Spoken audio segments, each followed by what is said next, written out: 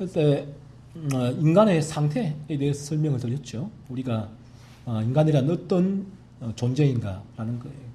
그래서 우리가 지난 한 주간에도 지내오시면서 저나 여러분이나 많은 죄를 지었을 거예요.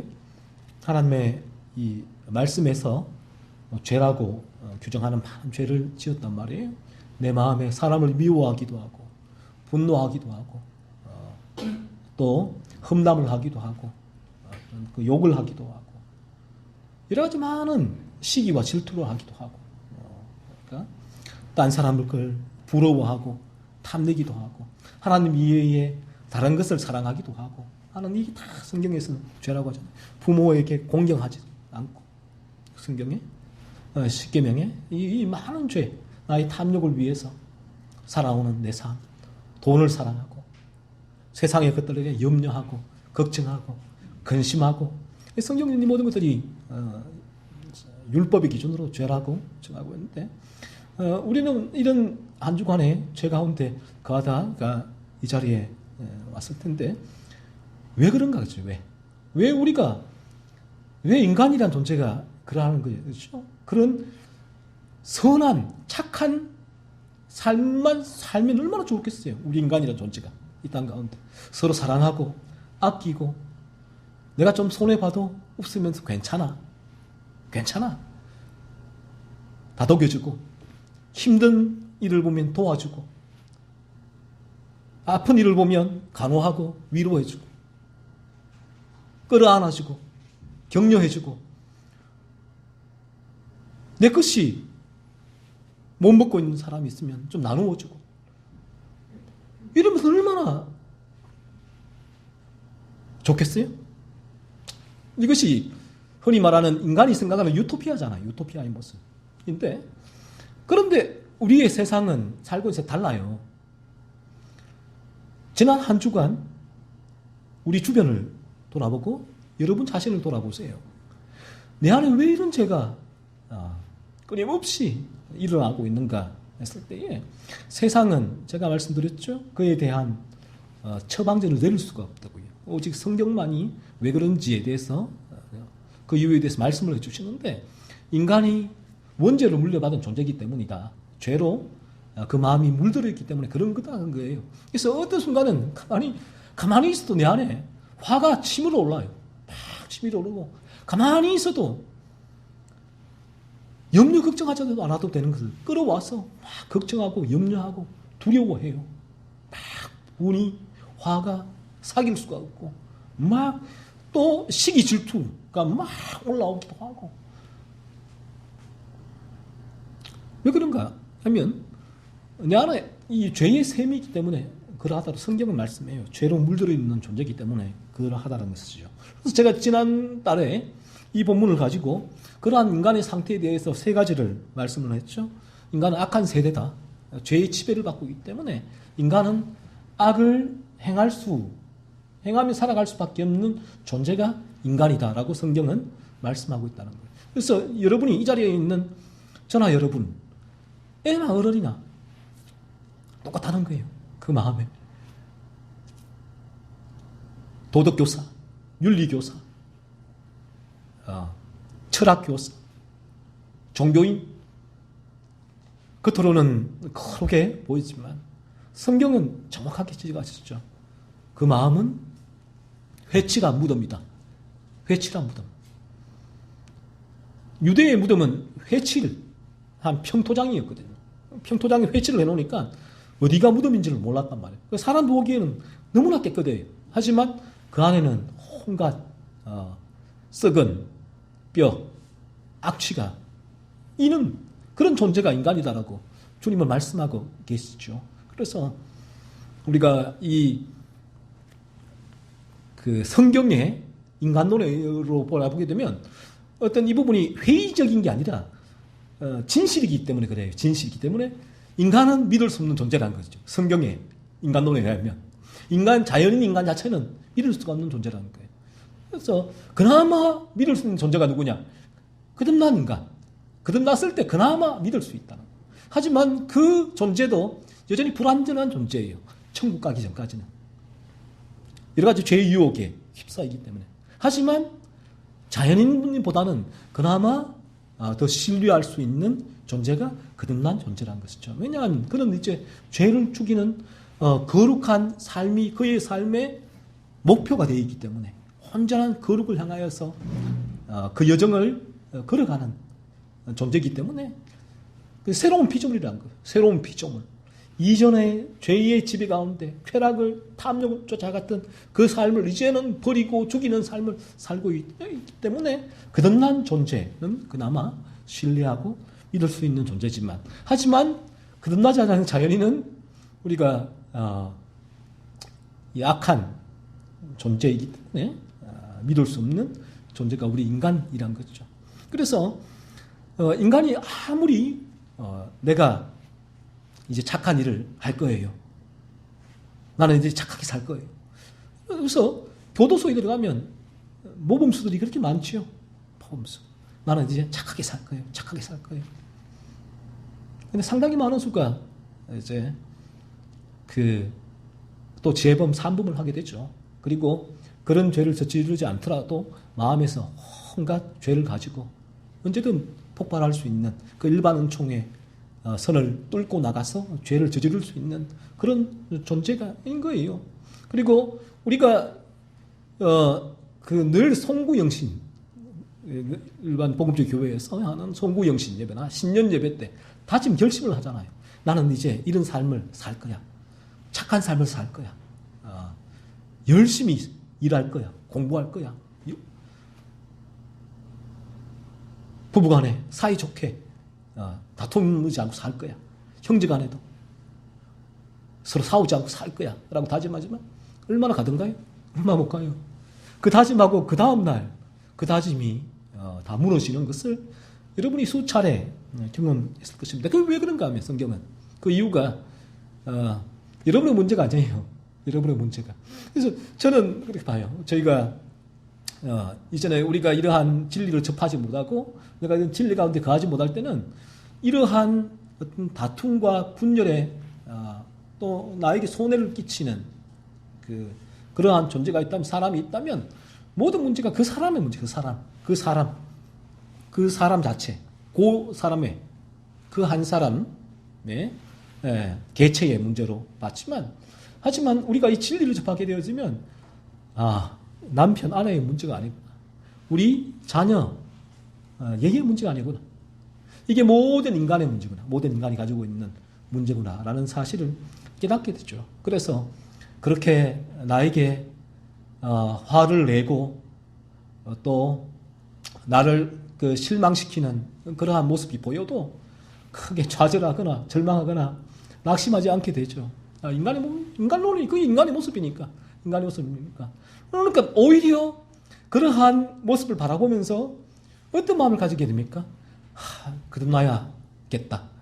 예수님이 니고데모에게 네가 거듭나야겠다라고 하셨던 그 말씀처럼 거듭나야 돼. 그렇지 않고는 희망이 없어. 소망이 없어.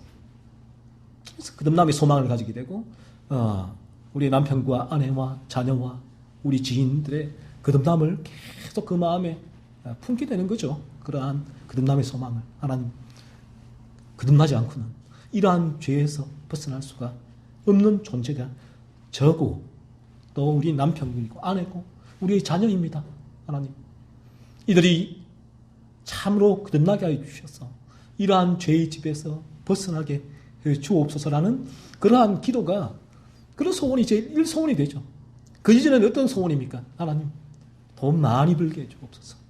오늘 로또 그렇습니다. 하나님, 대박나게 해 주옵소서. 직장에서 하나님, 다른 사람은 뭐 다 명퇴하든 잘리든 상관없습니다. 저만 잘 승진하게 높은 자리에 올라가게 해 주옵소서. 하나님, 제가 좋은 명문대학에 합격하게 해 주옵소서. 그럼 사실 이게 기도의 제목이잖아요. 일반적으로 모든. 그래서 복음주의 교회에서도 마찬가지고요. 송구영신이나 부흥회 때 그 헌금을 할 때 기도 제목을 다 쓰는데 어떤 기도 제목입니까? 제가 말한 다 이 기도 제목이잖아요. 이런 기도 제목이다. 이런 기도 제목인데, 하지만 우리가 참 이 진리를 접하고 진리 안에 가하게 되었으면 이 기도의 제목도 이쪽에서 이쪽으로 유턴을 하게 되죠. 그래서 왜냐하면 그 기도란 것은 이런 거잖아요. 기도란 것은 내가 가장 가치 있게 여기는 것이 내 마음에 품고 있는 그 소원이 기도예요. 가치 있게 여기는 그 부분을 내 마음에 품고 그 가치 있게 여기는 것을 내가 말하는 것. 그것이 기도인데 우리가 이 진리를 접하고 가게 되었으면 우리가 가장 가치 있게 여기는 것은 완전히 거룩해지는 삶이에요. 죄가 없는 삶. 그 상태가 되는 것이고 그러면 그 상태가 어떻게 나에게 남편과 아내에게 자녀에게 이루어지는가 했을 때에 거듭남이죠. 그러니까 이것이 기도의 제목이 제일 1순위가 되죠. 1순위 하나님. 그전에는 우리 기도 제목은 하나님 우리의 자녀가 이 땅에서 잘 되게 해주옵소서. 잘 되게 해주옵소서. 하지만 이제는 우리의 기도의 제목이 1순위는 하나님 우리의 자녀가 거듭나게 해주옵소서. 그 부분이 그럴 때 그래서 이러한 그 인간이란 존재는 악한 존재다라는 것이죠.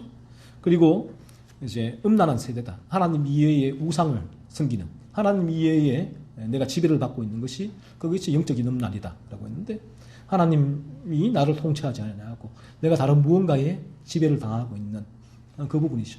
내가 돈의 지배를 받고 있거나 또 어떤 쾌락의 지배를 받고 있거나 내 마음에 내가 지배를 하게 되고 내 마음이 사모하고 소원하는 그것이 음란이다라고 말씀을 드렸죠. 이 인간의 상태다. 그래서 인간은 하나님 이외에 다른 것에 지배를 받을 수밖에 없는 존재가 인간이라는 것이죠. 그래서 예수님께서는 하나님이냐 재물이냐 둘을 주인으로 섬길 수 없다라고 말씀해 주셨죠. 하지만 인간은 저는 하나님을 섬깁니다라고 말하고 재물을 섬겨요.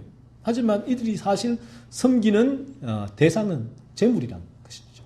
하나님은 페이크고요. 그 재물을 가져다주는 통로일 뿐이죠. 그리고 인간은 이 사탄의 지배를 받고 있다라고 말씀을 드렸죠. 모든 인간은 지난주에도 말씀드렸지만 인간의 왕은 킹은 죄란 것, 죄. 사탄이 왕으로서 죄가로서 인간을 지배하고 통치하고 있다는 거예요. 그래서 모든 이것이 인간의 상태다라는 것이죠.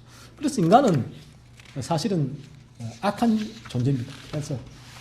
그래서 인간이 어떤 악을 저지를지 도저히 가늠할 수 없는 존재가 이 자리에 있는 우리 모두란 거예요. 이 부분. 그래서 우리가 거듭나지 않으면 여러분 거듭나지 않았으면 그 사람은 어떤 악을 행할 줄 모르는 그런 상태에 여전히 가는 거예요. 여전히. 본인의 탐욕이 심각하게 타격을 입을 때 원하는 바가 이루어지지 않을 때 일반 은총을 벗어버리고 그때 칼을 드는 거예요. 주먹이 나가는 거예요. 사람을 상해를 하고 죽이는 거예요. 이것이. 그래서 어떻게 저럴 수가 있는 사람을 죽일 수 있는가? 우리 다 그런 존재라는 거예요. 성경을 말씀하고 있거든요. 내가 사람을 미워하는 것, 살인하고 똑같다. 그 부분이. 왜? 사람을 살인하는 것이 어디서 시작되는가? 미움에서, 분노에서 시작되는 거예요. 탐욕, 탐심에서 다 시작되는 부분이 있죠. 그래서 우리가 거듭나지 않은 상태에 있다면 우리는 어떤 악을 행할지 모르는 그런 존재라는 거죠. 그래서 거듭나지 않고는 이 부부간에도 성경적인 부부간의 관계가 이루어질 수가 없고요.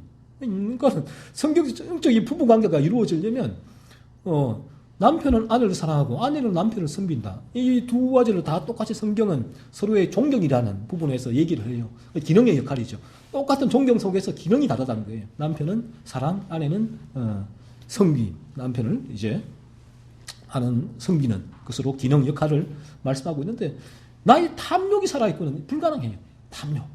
탐욕이 있는데 어떻게 나는 누구를 사랑해요? 아내를. 나를 사랑하지, 나를. 그래서 아내를 사랑한다는 건 뭐예요? 그건 나의 소유욕이에요. 그래서 나의 탐욕을 채우는 소유욕으로 아내를 사랑하는 거예요. 이런 사랑.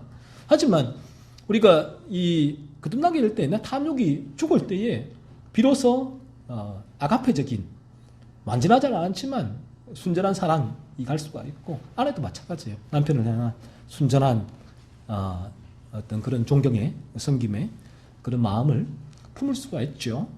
그래서 이 성경은 우리가 거듭나게 될 때는 우리 탐욕이 십자가에서 죽고 그 탐욕이 죽기 때문에 그러한 삶이 가능하다. 그리고 부모와 자녀도 똑같아요. 부모와 자녀도.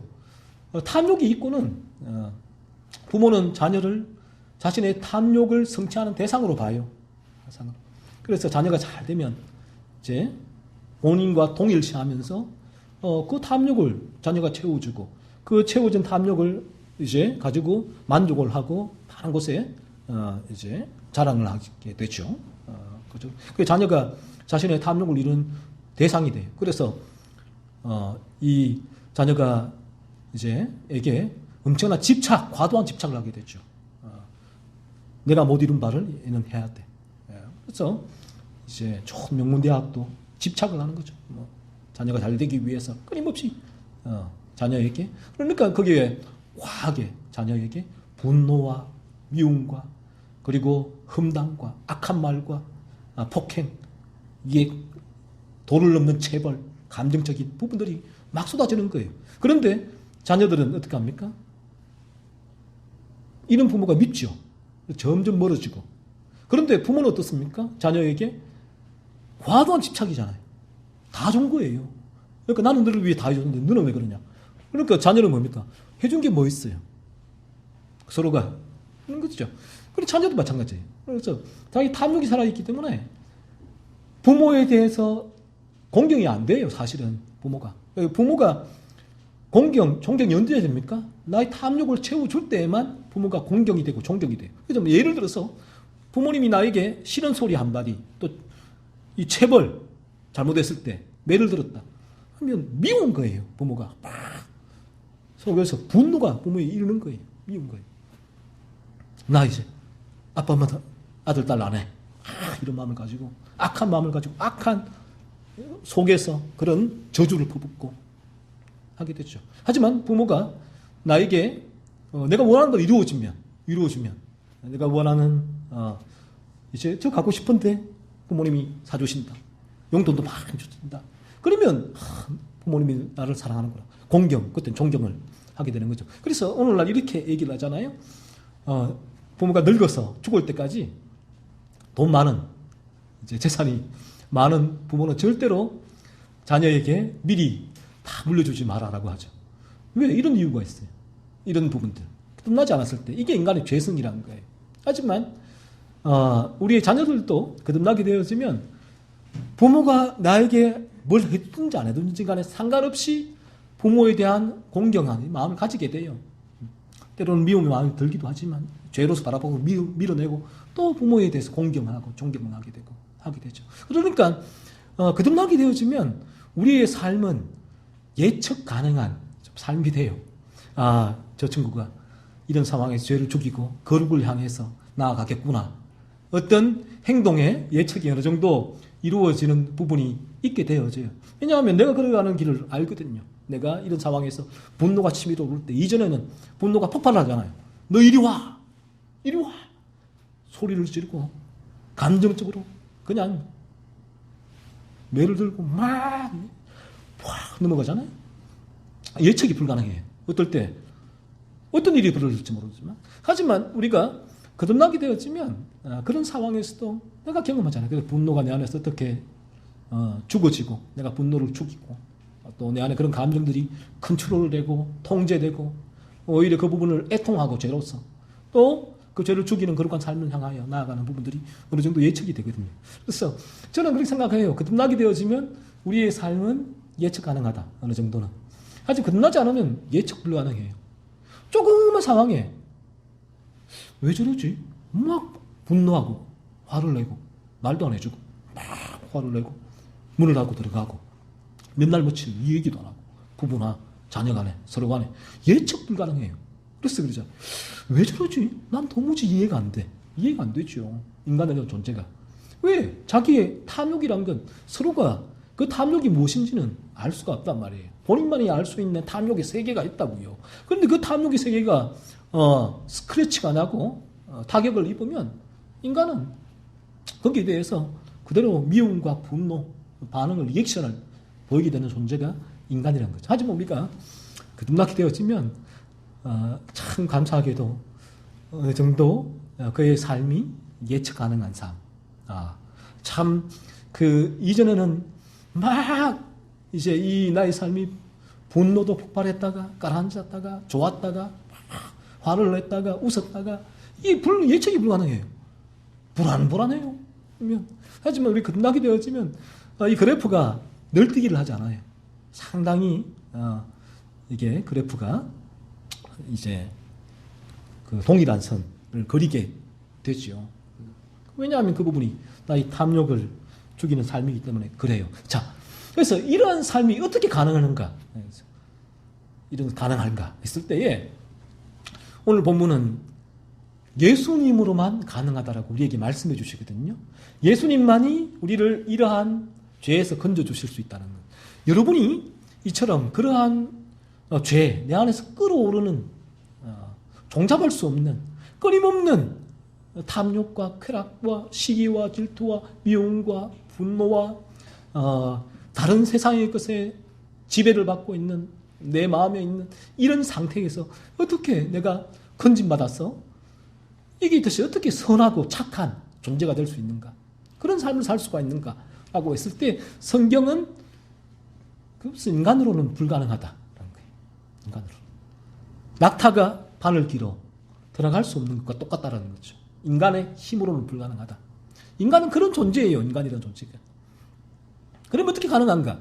했을 때 오저히 위로부터 오는 능력, 하나님께서부터 오는 능력이 가능한데 그게 아노텐, 거듭남, 위로부터 오는 이제 능력이라고 말씀하고 있는데 바로 예수 그리스도의 십자가의 죽으심으로만 가능하다.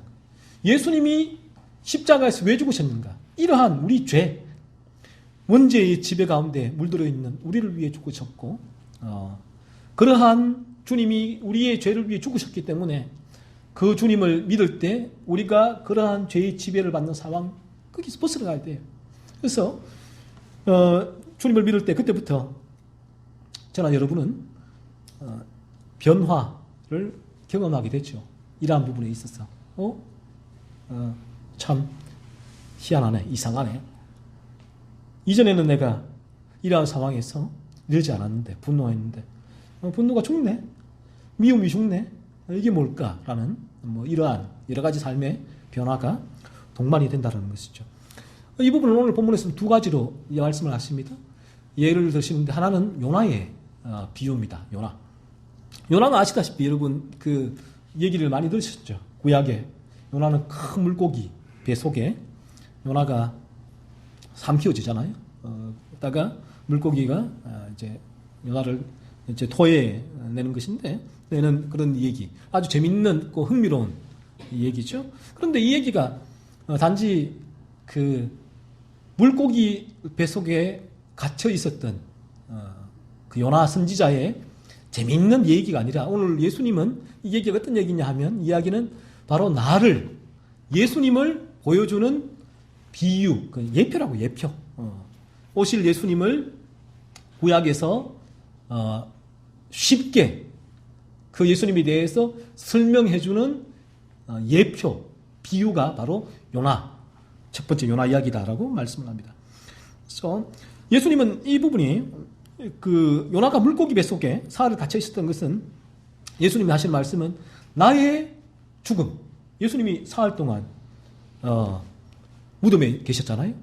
그리고 부활하셨다는 거예요. 그래서 그 예수님의 죽으심과 부활을 요나의 물고기 뱃속에 사흘 동안 갇혀 있었던 요나를 통해서 나의 죽으심과 부활을 보여주는 것이다. 예수님은 그렇게 말씀을 해주세요. 그래서 예수님은 우리를 죄의 지배에서 건지시기 위하여 십자가에서 죽으시고 3일 만에 부활하셨 분이다라는 사실을 요나를 통해서 우리에게 말씀해주고 계신 것입니다. 따라서 우리가 이 요나 이야기를 통해서 보아야 할 것이 뭔가 하면 요나 재밌다. 이 이야기 재밌네. 물고기가 얼마나 커야지 삼킬 수 있을까? 이게 의학적으로, 과학적으로 가능한 일일까? 하는 그런 물음이 아니에요. 성경에서 보여주고 하는 바는 성경은 어떤 과학에 대한 얘기가 아니에요. 성경은 그래서 과학자들이 접근할 때 뭐 이 실제이기 때문에 그 부분이 입증이 될 수밖에 없기도 하지만 성경이 보여주는 바는 그런 부분이 아니라 우리 인간 영혼에 대한 문제거든요. 성경은 그 문제를 지금 얘기를 하고 있는데, 그래서 요나를 통하여서 성경이 말씀하고자 하는 그 이야기는, 예수님은 바로 예수님이 우리를 죄의 지배에서 건지시기 위하여 이 세상에 오셔서 십자가에서 죽으시고 사흘 만에 부활하셨다라는 사실을 요한을 통해서 여러분에게 말씀해주고 있다라는 것입니다. 그리고 다음으로 이 요나의 전도를 듣고 니느웨 사람들이 회개를 했다라고 말씀하고 있죠.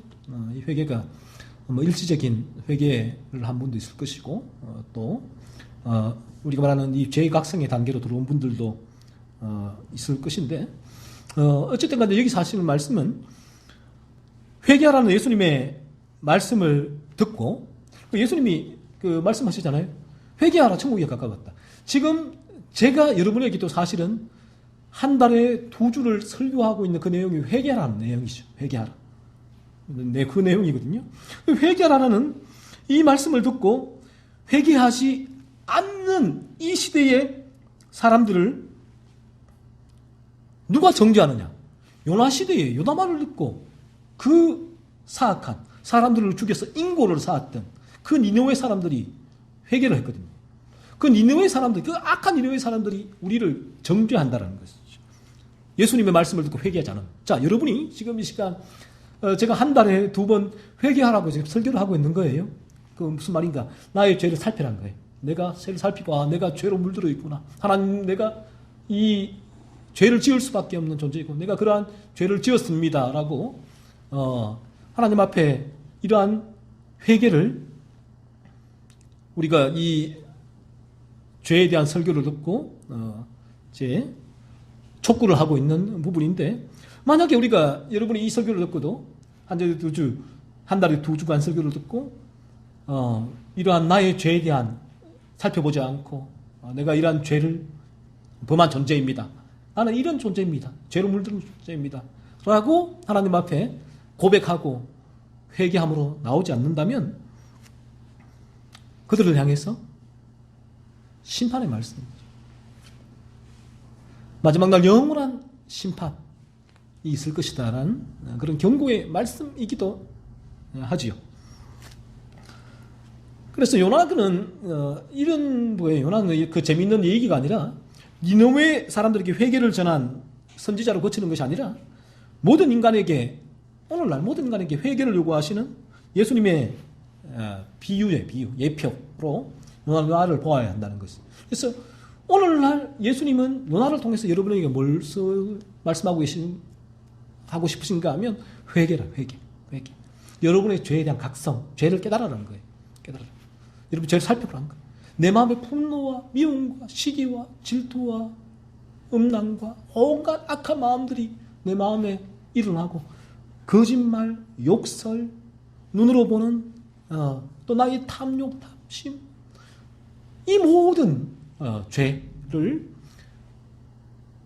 내게서, 내 마음에서, 내 온 존재에서 이런 죄가 일어나고 있음을 바라보란 거예요. 깨달으란 거예요. 이 회개거든요. 죄를 각성하는 단계. 이 부분을 요구하고 계신 거죠. 그래서 예수님은 그래서 요나를 통해서 이 말씀하고 있죠. 수고하고 무거운 짐진 자들아 다 내게로 오라라고 말씀하고 계신 거예요. 수고하고 무거운 짐진 자들아. 수고하고 무거운 짐진 자들이 회개를 하는 사람들로 말하거든요. 죄에 대한 각성. 여러분의 죄를 깨달으라는 촉구를 요나 선지자를 통해서 여러분에게 지금 하나님은 말씀하고 있는 것입니다. 그래서 우리가 가장 먼저 해야 하는 일은 뭔가 했을 때, 세례 요한도 예수님도 가장 먼저 하시는 말씀이 나를 믿으라가 아니었잖아요. 회개하라. 천국에 가까웠다. 그래서 이 회개가 뭐냐 했을 때, 이 회개는 우리의 죄를 깨닫는 단계, 그 회개를 말하는 거예요. 그래서 여러분이 이 하나님이 정해주신 기준을 가지고 여러분의 마음을 계속 살펴보는 거예요. 내가 이러한 것을 범할 때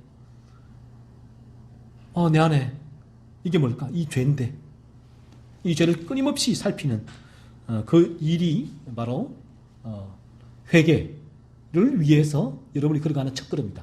그래서 다음 한 주간도 끊임없이 여러분의 마음을 살펴보십시오.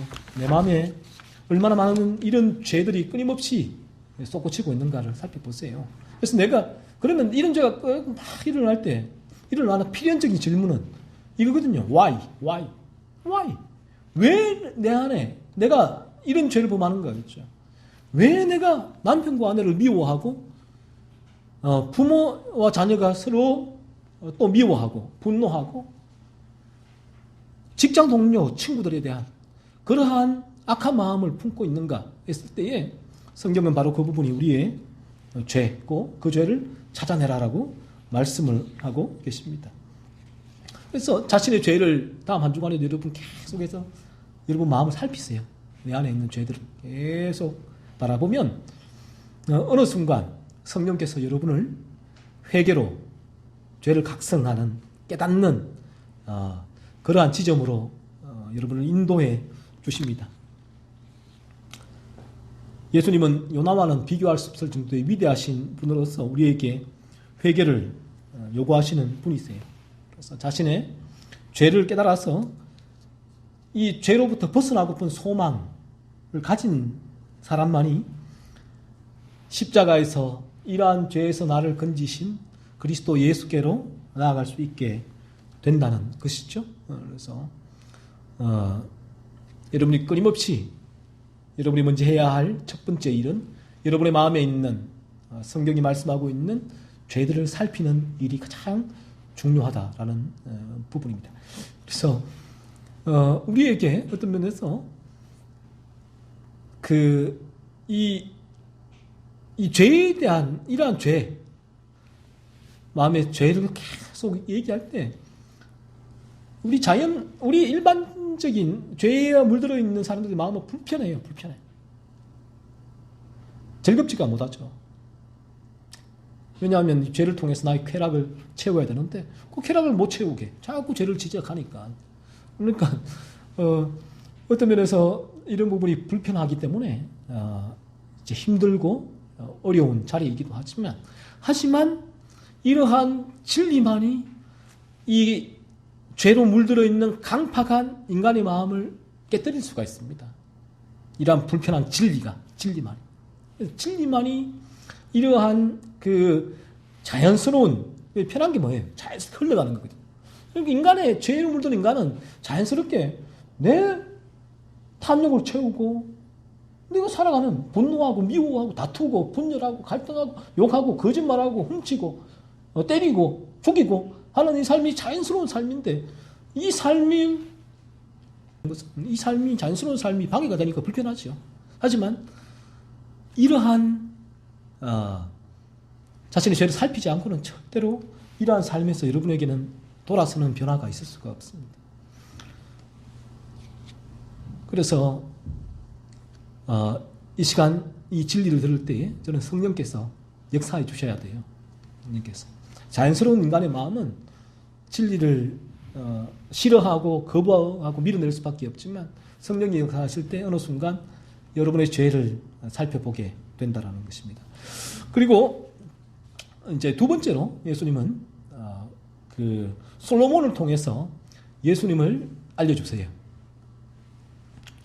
솔로몬보다 더 큰 이다 라고 42절에서 지혜를 주시는 분으로 예수님은 본인을 말씀을 하십니다.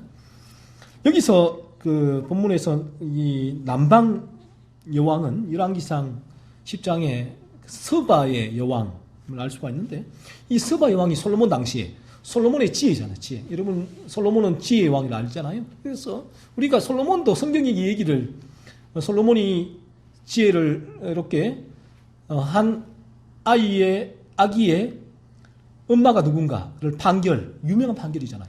그 판결을 내릴 때에 그 아기를 데리고 와라. 서로가 여자 둘이가 이 아기가 자기 것이다 주장하니까 그래서 솔로몬이 이 아기를 죽여서 공정하게 반을 나눠줘라. 그러면 공정하지 않겠냐. 그러니까 한 여자는 오케이 공정하네요. 좋습니다. 라고 좋아하고 한 여자는 어떻습니까? 아니다고. 그 아기를 차라리 저 여자에게 주시란 거예요. 나는 공정하지 않아도 좋으니까 아기의 목숨을 살려, 생명을 살려, 저 여자가 키우게 하라. 그러니까 솔로몬이 어떤 판결을 내립니까? 그 아기를 생명을 살리라. 저 여자 주라고 한 이 여자가 이 아기의 진짜 엄마다. 라고 판결을 내리죠. 이게 솔로몬의 지혜라는 거예요. 지혜인데 우리는 솔로몬에 대해서 이렇게 얘기를 알고 있어요. 솔로몬은 참 지혜로운 왕이지. 알고 있죠. 하지만 예수님은 이 솔로몬도 구약에서 바로 우리 예수님 자신을 드러내는 예표가 이정표라. 이정표. 쉽게 말하면 우리가 이정표가 서울 방향 있으면 그쪽으로 가게 되잖아요. 그래서 솔로몬을 보면 솔로몬의 이정표가 있다는 거예요. 예수님이라고. 솔로몬은 그런 예수님을 가리키는 이정표의 역할을 한다는 것이죠. 그래서 예수님은 이 말씀을 하고 있죠. 솔로몬이 지혜로운 왕인데 예수님은 솔로몬보다 더 크고 위대하신 지혜의 왕중의 어뜸이라는 거예요. 지혜의 근원이란 근원, 파운데이션이라는 거죠. 그래서 스바 여왕이 솔로몬에게 그 지혜를 감탄을 하고 감복을 하고 지혜를 좀 배우고 듣고 싶어서 왔다면, 그렇다면 솔로몬보다 더 위대한 지혜의 왕중의 왕, 지혜의 권위신 예수님에게 모든 인간은 어떻게 해야 될까요? 모든 인간은 그 지혜를 더 얻으려고 예수님께 와야 하는 당연한 일이라는 거예요. 예수님 그 말씀하고 있는 거예요. 모든 이 세상 인간은 참된 지혜의 근원이신 분으로부터 지혜를 듣기 위해서 나와야 된다. 그 말씀을 하고 있는데 그 지혜가 뭔가라는 거예요. 지혜가 있다는 게 해서 인간의 세상적인 탐욕은 내가 이 세상에 잘 살 수 있는 도구로 지혜를 얘기를 하지만 성경이 말하는 지혜는 그게 아니에요. 성경이 말하는 지혜는 잠언서 9장 10절에서 여호와를 경외하는 것이 지혜의 근본이라고 말씀을 하고 있고요. 골로새서 2장 3절은 그 안에는 지혜와 지식의 모든 보화가 감추어져 있느니라고 말씀하고 있습니다. 성경이 말하는 지혜는 여호와를 경외하는 것이 지혜의 근본. 그리고 그리스도 안에 모든 지혜와 지식의 보화가 감추어져 있다라고 말씀하고 있습니다. 자, 그러면 지혜가 뭔가 있을 때 여호와를 어떻게 경외를 할 수 있는가? 그리스도를 안에서 그리스도를 우리가 믿을 때에 여호와를 경외하게 되죠. 그래서 모든 지혜의 참된 지혜는 그리스도를 나를 죄로부터 건지시는 그리스도의 이 십자가의 구원을 내가 믿는 것, 이해하는 것, 아는 것, 깨닫는 것, 이것이 성경이 말하는 지혜라는 거죠. 성경이 말씀하는 지혜는 바로 한마디로 말하면 지금과 제가 말씀드렸던 나를 죄로부터 구원하시는 그리스도를 말씀을 해요. 이것이 바로 하나님의 지혜이고 이 지혜가 우리를 거듭나게 해서 하나님을 경외하게 하게 하는 거예요. 예수님은 우리를 죄로부터 구원하시는 하나님의 지혜이고요. 하나님은 우리에게 성령을 통하여 지혜를 주셔서 이 모든 진리를 깨닫게 하십니다. 그러면 저나 여러분이나 이 지혜, 내가 죄로부터 건짐받을 수 있는 이 지혜를 얻기 위하여 어디로 가야 될까요? 예수 그리스도께 나가요. 예수 그리스도께. 여러분, 우리 모두가. 그래서 우리가 이 나의 죄를 바라본 사람은 오늘 이 죄로부터 날 건지시는 이 지혜의 자체이신 근원이신 그리스도 예수께로 나아가는 거예요. 그리스도가 뭘 하셨느냐? 하나님 아들 이 세상에 오셨죠. 십자가에 죽으셨죠. 왜요? 나 잘 먹고 잘 살게 하려고요? No. 그게 아니라 예수님이 이러한 죄에서 나를 건지시기 위하여.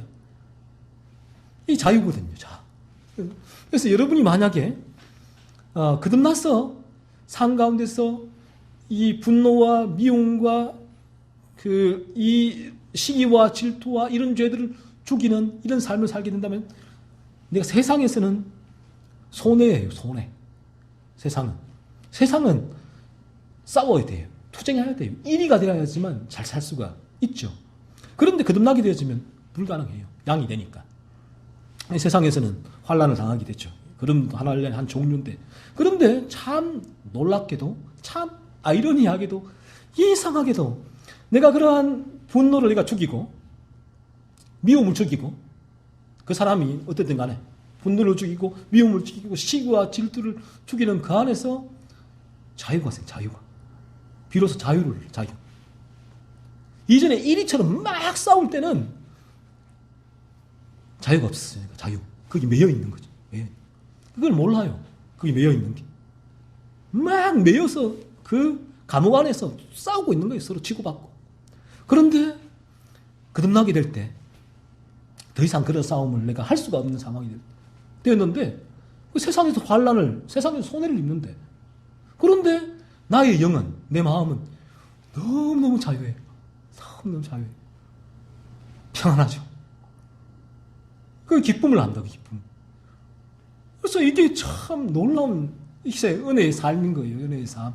그래서 우리가 세상이 모르는 기쁨이 이런 기쁨인데 세상에서는 손해를 보고 어떻게 살까 싶은데 오히려 이 안에서 참 자유, 마음껏 이 물에서 헤엄을 치고 자유롭게 노니는 거죠. 그리는 이런 자유와 평안을 경험하고 맛보게 되어집니다. 오직 예수님만이 이 일을 우리에게 주세요. 그래서 우리가 자유했다, 죄로 자유했다 했을 때 하나 교리기도 하죠. 죄로 자유와 함께 죄와 사망의 권세 자유했다. 이 교리는 실제 우리에게 이러한 자유의 실제를 맛보게 해요. 너무나 자유롭죠. 안에서 이 다른 사람을 미워하지 않고 분노하지 않고 시기하지 않고 질투하지 않고 내 마음에 살인하지 않고 다른 사람 하는 이 삶이 내 안에서는 참 자유와 만족과 평안을 주는 거예요. 그런데 죄의 유혹이 들어올 때는 여기에 이 삶이 괴롭죠. 힘들죠. 내 마음. 그러니까 애통을 하는 거예요. 그래서 온전한 그 거룩이 이루어지는 참 자유와 평안과 만족이 온전하게 이루어지는 저 천국을 그래서 우리가 사모하게 되는 것이죠. 오늘 여러분이 두 가지를 기억하시면 좋겠는데 예수님은 누구신가? 예수님은 요나보다 크신 분, 솔로몬보다 더 크신 분이다. 이런 것이죠. 요나는 누구냐? 요나를 뭘 보여주시느냐? 니너에게 회개를 전파한 선지자가 요나. 예수님은 누구신가? 우리에게 회개하라고 우리를 촉구하시는 분이 예수님이란 거예요. 예수님은 우리의 죄를, 우리가 짓고 있는 죄를 바라보고 너희들이 얼마나 죄로 물들어 있는가 그 사실을 인정하라는 거예요. 인정하라. 인간은 이 죄로 물들어 있기는 교만한 존재예요. 고개를 빳빳이 들고 있죠. 나는 문제 없어. 뭘 어때? 이게 무슨 죄야?